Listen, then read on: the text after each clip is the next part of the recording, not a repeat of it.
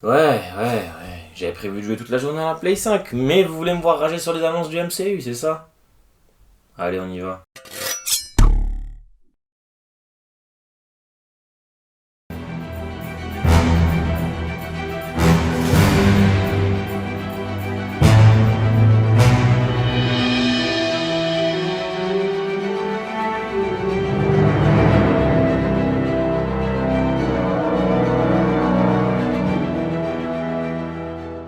Dans la nuit de samedi à dimanche s'est tenue la San Diego Comic Con, la plus grosse convention geek pop culture au monde, et c'est donc là-bas que Marvel Studios choisit, comme chaque année, de faire des annonces sur la suite du MCU, tout simplement. Il y a eu, pour commencer, avant de parler de ce qui s'est passé de samedi à dimanche, il y a eu quelque chose qui s'est passé de vendredi à samedi. Marvel Studios Animation, ou Marvel Animation, a déjà fait des annonces. Ils ont un peu parlé de What If, on a vu les premières images de la série X-Men 97, on voit que les personnages de Cable, de Solar, de Magneto, de Mister Sinister ou encore de Emma Frost seront présents dans la série, mais surtout, ou What If saison 2 aussi, mais surtout, ils ont parlé de Spider-Man Freshman Year. Rappelez-vous, c'était censé être une série d'animation qui allait raconter, encore, l'origin story de Peter Parker en Spider-Man. Après tout, il n'y avait pas déjà eu 3 films qui font ça. Mais du coup, c'était censé être canon au MCU. Ils commencent à parler de la série et on voit que Peter il sera en classe avec d'autres super-héros et membres des Avengers dans les comics, Amadeus Cho et Nico Minoru, mais aussi Harry Osborn. Au niveau des vilains, on voit le Docteur Octopus, le Rhino, le Scorpion, Speed Demon. Et du coup, ça crée beaucoup d'incohérences avec ce qui se passe dans les films, puisque les Osborn n'existent pas, puisqu'il ne connaît pas Octopus, etc. Et le point le plus bizarre arrive, son mentor dans le film, dans la série, pardon, c'est Norman Osborn lui-même. Et du coup, en fait, la série ne sera malheureusement pas canon au MCU. C'est vraiment dommage parce que le casting qu'il y a dedans est vraiment ouf. Ils ont l'air de vraiment respecter le lore de Spider-Man et de proposer des trucs intéressants via Cho et Minoru. Et du coup, je me demande est-ce qu'on peut pas plutôt garder la série comme canon et les films ne le sont pas? Non? Évidemment, vous êtes là pour les annonces concernant le MCU. Du coup, le panel de dimanche à 2h du matin commence par Kevin Feige qui arrive, ce salopard, et qui monte une frise qui dévoile la phase 4 du MCU dans son intégralité. Elle prendra donc fin avec Ant-Man and the Wasp, troisième du nom. On a eu un petit visuel qui montre la fille de Scott, Cassie, dans son costume de Stinger. Alors dans les comics, elle a commencé sous le costume de Stature avant de passer à celui de Stinger. Véritablement, il n'y a pas trop de différence, à part qu'avec Stinger, elle a des ailes et peut aussi donc rétrécir et voler comme la guêpe. Elle commencera directement en Stinger dans le MCU, ça change rien. On a un premier aperçu de Kang de Jonathan Majors sur cette affiche. Tout n'a pas été retransmis sur internet, il y a des choses que seuls les gens sur place ont vues. Et du coup, ils ont vu un teaser de Ant-Man 3 dans lequel Ant-Man est face à Kang et lui dit j'ai été un Avengers. Et Kang lui dit ah, je t'ai pas déjà tué. Du coup, le personnage a l'air d'en imposer pas mal. Ça me fait toujours encore rire que le plus grand méchant des Avengers se retrouve dans Ant-Man. Mais il ne sera pas seul puisque MODOK a été confirmé officiellement au casting. Bill Murray également, mais Bill Murray ne jouera pas MODOK. Et c'est un peu dommage, c'est vraiment beaucoup dommage même. Ant-Man clôture donc la phase 4 et, comme on pouvait s'y attendre, Kevin Feige a ensuite dévoilé la phase 5. La phase 5 dans laquelle on retrouvera Secret Invasion, Ironheart, Guardians of la Galaxie Volume 3 qui selon James Gunn sera le film le plus triste des trois puisqu'il racontera les origines de Rocket. On a pu voir un petit teaser qui a fuité sur internet où on voit Rocket en bébé. Le film confirme également la présence du maître de l'évolution. L'acteur est même venu en costume sur le panel. Alors, c'est un personnage qui n'est pas forcément lié aux Gardiens de la Galaxie, mais si vous réfléchissez un peu, origine de Rocket, un raton laveur qui a été transformé en raton laveur bionique, maître de l'évolution, le rapport se fait assez facilement et du coup je pense que ça va être plutôt intéressant à voir. J'ai aucune crainte concernant les films de James Gunn sur les super-héros. On découvre également que la série Echo et Loki saison 2 feront partie de cette phase-là. Et il y a eu quelque chose d'assez intéressant qui s'est passé concernant la phase 4. Donc on va faire un petit retour en arrière parce que j'ai totalement oublié d'en parler. C'est Miss Hulk. Il y a eu une nouvelle bande-annonce de Miss Hulk, donc un des projets qui clôture la phase 4 avec Ant-Man. Et déjà visuellement, ça a l'air un peu plus beau. Après je sais pas si c'est parce que j'ai regardé ça sur mon téléphone et pas sur la télé. Mais ça a l'air un peu plus beau au niveau de la CGI, etc. On a découvert du coup une nouvelle bande-annonce. le personnage de Hulk, c'est une catastrophe, hein, vraiment, à chaque fois que je le vois, j'ai envie de m'arracher les yeux tellement c'est horrible ce qu'ils lui ont fait. Le personnage de Miss Hulk, ça a l'air un peu plus sympa. On découvre dans la bande-annonce Titania en action. On découvre les Démolisseurs en action. Et les Démolisseurs, c'est quand même un des groupes de vilains Marvel les plus populaires. Et c'est une menace à prendre très au sérieux. Là, vraiment, on dirait que c'est des SDF. Donc ça me fait un peu chier cette histoire. Ils ont l'air d'avoir tous des artefacts magiques. Sachant que dans les comics, il n'y a que le Démolisseur qui en a un et qui donne ses pouvoirs aux autres. Ça m'a l'air un peu bizarre parce que dans la bande-annonce j'ai l'impression que le boulet est joué par un acteur asiatique alors que dans les comics le personnage est noir. Du coup le color washing là, Marvel Studios, disons, c'est pas très cool ça. Et à la fin de la bande-annonce on aperçoit Daredevil faire une cabriole et atterrir avec ses bâtons, son costume, etc. Daredevil, du coup, ça y est, c'est officiel, c'est confirmé. Daredevil fait son retour dans le MCU dans son propre projet, parce qu'avant ça il sera dans Spider-Man Freshman Year, doublé par Charlie Cox, dans Echo, il était dans No Way Home, il sera dans Miss Hulk, et du coup, la propre série sur Daredevil arrive en 2023, fin 2023, elle sera dans la phase 5 du MCU, et elle s'appelle Daredevil Born Again. Alors du coup c'est un peu bizarre parce que Born Again c'est un arc très connu, très populaire de Frank Miller sur Daredevil dans les comics, mais c'est aussi un peu ce qui a inspiré la saison 3. Du coup je me demande ce qu'ils vont en faire, mais l'information très importante à retirer, c'est qu'en plus du retour de Charlie Cox et de Vincent D'Onofrio dans la série fera 18 épisodes. Alors je suis le premier à en avoir ras le cul du format 6 épisodes, premier épisode génial, épisode 2 et 3 ça dépend, épisode 4 pourri, épisode 5 flashback, épisode 6 j'affronte le vilain qui est une copie conforme de moi mais en méchant. Donc ça c'est très cool qu'on s'en soit débarrassé. Mais 18 épisodes, ça me semble très long, surtout si on part sur des épisodes de 45 minutes, 1 heure. C'est super long 18 épisodes quand même.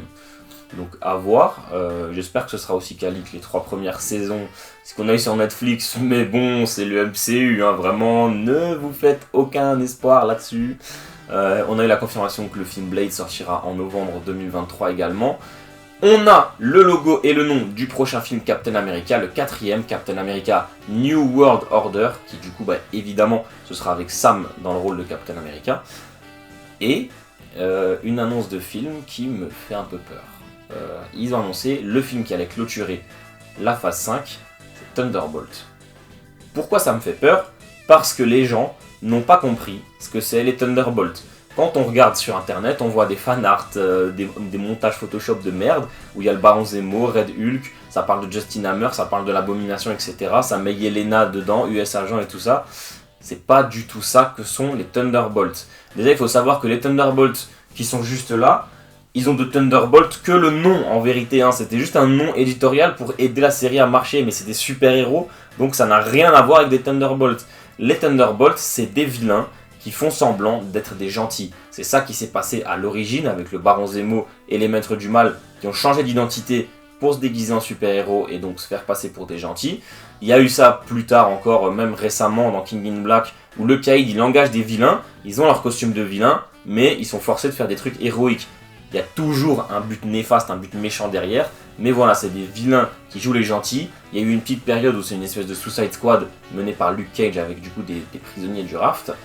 Et du coup ça n'a rien à voir avec ce que les gens pensent, ce que les gens veulent. Et en fait j'ai tellement peur que le MCU, il a écouté les fans qui veulent une équipe de merde avec Zemo, Red Hulk et Yelena, tout ça. Parce qu'Yelena n'a rien à faire dans cette équipe, à la limite Red Hulk, puisqu'au début il est un peu méchant, etc. Mais Yelena n'a vraiment rien à faire là-dedans. US Agent non plus, vu que c'est un gentil maintenant. Pour moi, ce film peut être un putain de banger s'ils l'écrivent bien.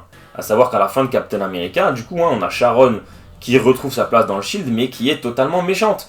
Et en fait, parce qu'ils lui disent qu'elle a les pleins pouvoirs, qu'elle peut faire on sait pas trop quoi et tout ça, pour moi, elle devrait monter en fait réellement une équipe de super-héros, donc avec pourquoi pas Citizen 5, mais en réalité en dessous c'est le Baron Zemo, du coup comme dans les comics, avec d'autres personnages qu'on ne connaît pas forcément, et du coup les faire passer pour des héros pour qu'elle monte en puissance dans les échelons du Shield, jusqu'à pourquoi pas que ces héros remplacent les Avengers, et à la fin pouvoir renverser l'ordre établi en se révélant qu'en fait c'est une connasse et qu'elle veut tous les baiser quoi.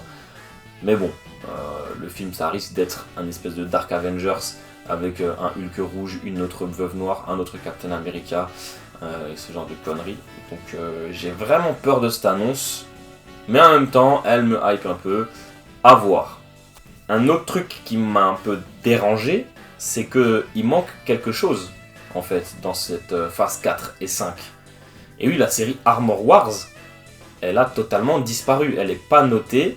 Ils ont annoncé que Don Cheadle allait reprendre le rôle de War Machine dans Secret Invasion. Mais du coup, quid de Armor Wars? C'est un peu dommage parce que le personnage méritait vraiment son projet solo pour le coup, hein, pas comme Echo ou Agatha Harkness. D'ailleurs, Agatha Harkness, on a vu que sa série va s'appeler Coven of je sais pas quoi, Chaos, je crois, on s'en fout. Après, Echo, bon, il y a une histoire intéressante avec Daredevil et le Caïd, mais Agatha Harkness, ce genre de truc, on s'en fout. Donc War Machine, il méritait quand même, surtout vu depuis le temps qu'il est dans le MCU. Armor Wars, c'est un excellent arc d'Iron Man. Le raconter sans le principal concerné, c'est un peu chelou, mais pourquoi pas, ça aurait pu fonctionner justement vu qu'il est mort. Je sais pas ce qui va se passer avec cette série, ils n'en ont pas parlé. Sur les frises de la phase 4 et 5, ils n'ont pas non plus mis Guardian of the Galaxy Holiday Special et le Halloween spécial avec Werewolf by Night. Vu que c'est des spéciaux pour les vacances, peut-être que c'est pas canon, peut-être qu'ils s'en foutent un peu, que c'est pas important, c'est pas impossible. Mais l'autre truc qui me dérange, c'est que sur ces deux frises, il n'y a ni Deadpool 3, ni aucun projet avec les mutants. Sachant que la phase 5, elle se termine en 2025. Les mutants, ils ont commencé à être teasés fin 2022 plus que fortement dans Miss Marvel. Pourquoi commencer à les teaser si 3-4 ans plus tard, ils sont toujours pas là? C'est un peu chelou. Et en fait, vu ce qu'ils veulent faire par la suite, on va vraiment avoir besoin d'eux plutôt que prévu, quoi. Parce que oui, Kevin Feige s'est pas arrêté là. Il a dévoilé la phase 6 du MCU. Et là, ça fait peur. Là, ça fait peur parce que dans cette phase 6, ils ont montré que 3 projets. Il y en a encore 8 qui nous sont inconnus. Le premier, c'est le film des 4 Fantastiques. Alors, malheureusement, toujours pas de casting, toujours pas de réalisateur. Je suis vraiment déçu parce que c'était vraiment une annonce que j'attendais de fou. En plus, vu qu'il y avait la foule, le public, ça aurait été génial de ramener les acteurs des 4 Fantastiques comme ils avaient fait avec Blade. Il n'y a pas eu beaucoup d'acteurs qui sont venus sur scène, hein, à part le cast de Miss Hulk et du coup le maître de l'évolution. Mais du coup, on n'a pas d'infos sur ce film à part qu'il sort en 2025. À voir. Parce que le gros problème, il arrive. Le film d'après, c'est Avengers 5. La dynastie de Kang. Alors ça me hype. Ça, je vous cache pas que ça me hype. Parce que Kang, c'est le plus grand méchant des Avengers. C'est peut-être un peu tôt, dans le sens où il sera apparu que dans Loki et dans Ant-Man, ce qui sont pas non plus les trucs les plus crédibles pour le mettre en valeur, je pense. À voir. Évidemment, je pense qu'il va apparaître un peu partout. Il peut totalement le faire. C'est très dommage, je suis très triste qu'il ne va pas affronter Iron Man et Captain America, puisque du coup c'est le plus grand ennemi des Avengers, comme je vous l'ai dit.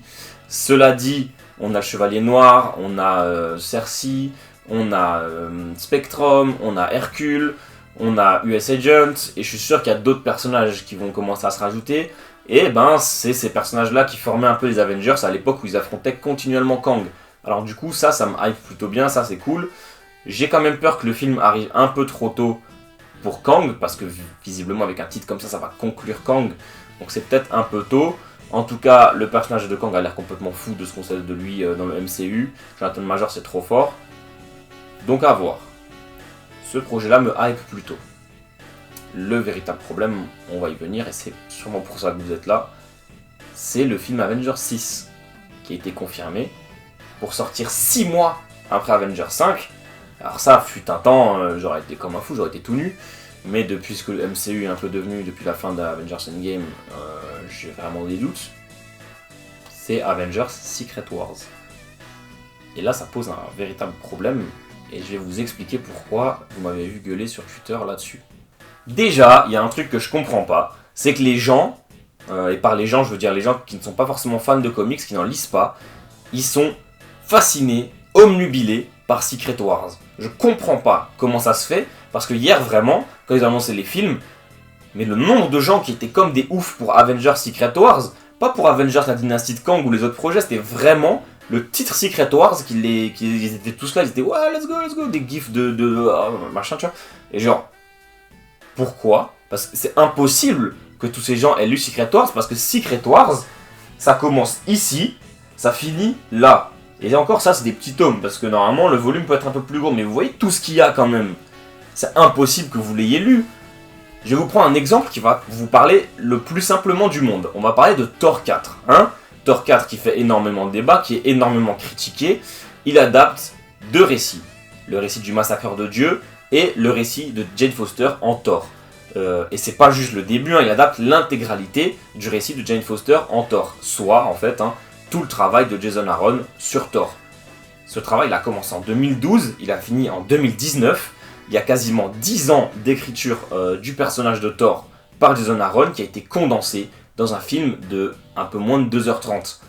Déjà l'histoire de Gore, il manque pas mal de parties comme le Thor du futur, le Thor du passé, c'est pas forcément grave, mais il y a plein de gens qui se plaignent que du coup le film est saccagé, que l'histoire n'a pas de sens, etc. Mais ils ont adapté quasiment 10 ans d'histoire sur 2 heures. Vous voyez vous-même que ça ne fonctionne pas.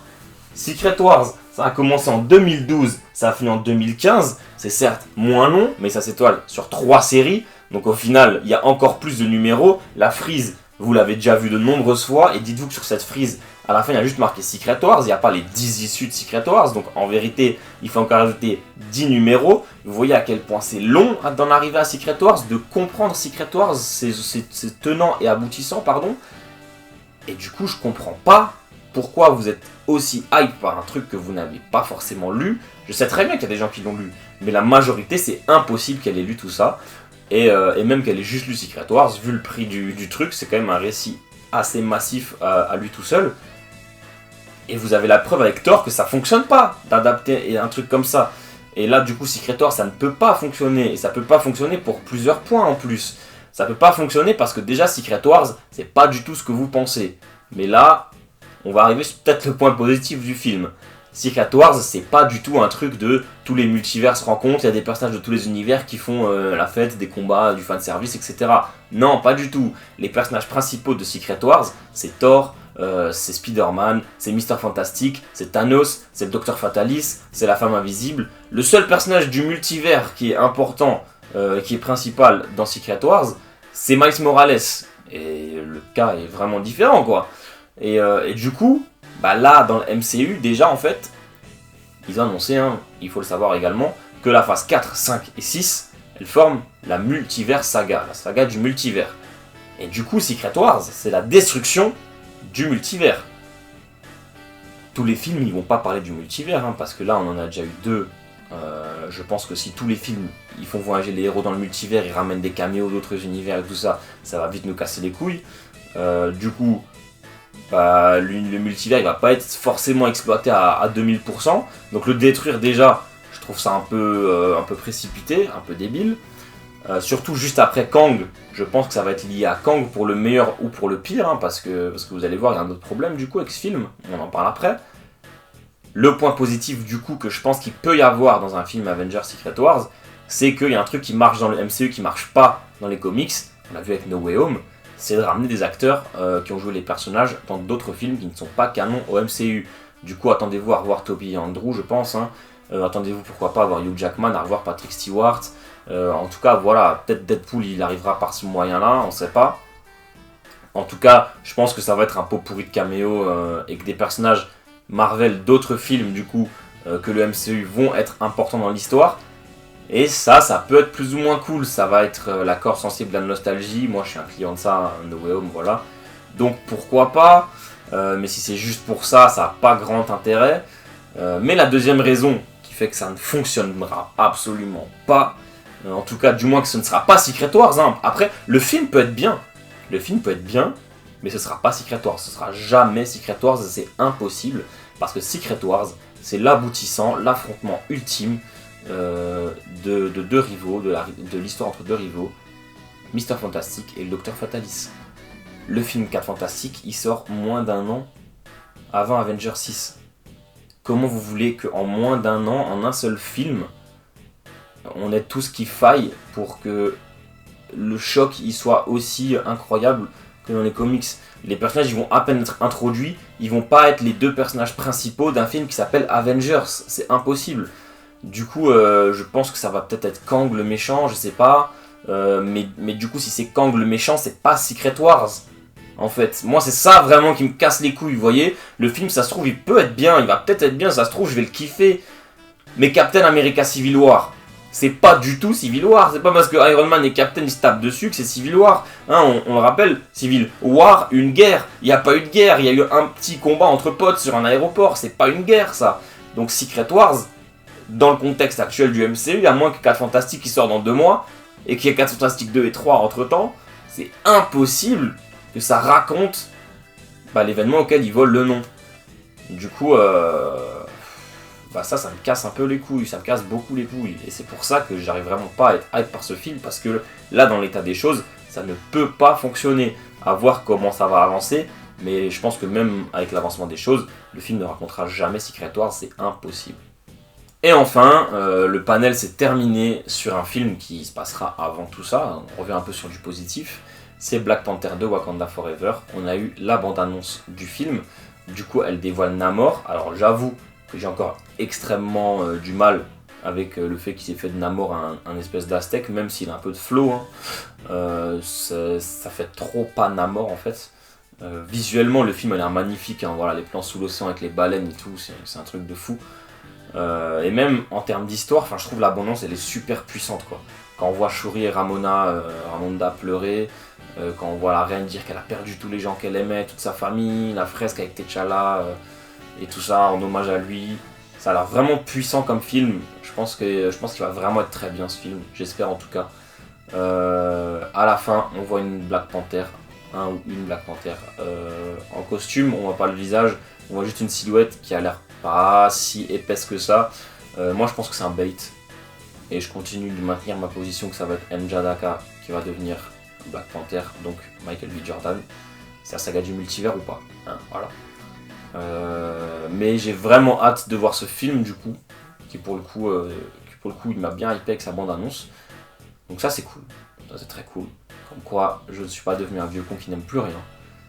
C'était le résumé des annonces Marvel, je suis en train de réfléchir si j'ai pas oublié quelque chose. Mais je crois que j'ai parlé de tout, non, normalement c'est bon.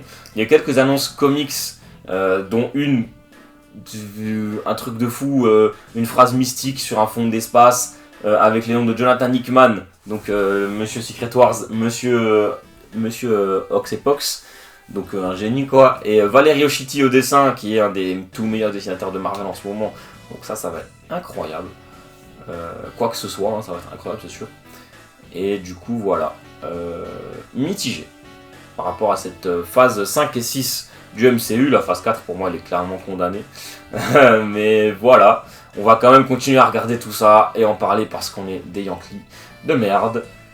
J'espère que cette petite vidéo aura servi à remettre un peu tout ce qui s'est passé hier soir au clair pour tout le monde. Enfin hier soir ça dépend quand vous regardez la vidéo, vous avez compris. On se retrouve très bientôt pour un nouveau dossier, pour du nouveau contenu, etc. Vous avez l'habitude, abonnez-vous, partagez la vidéo, commentez, c'était Warvel, ciao.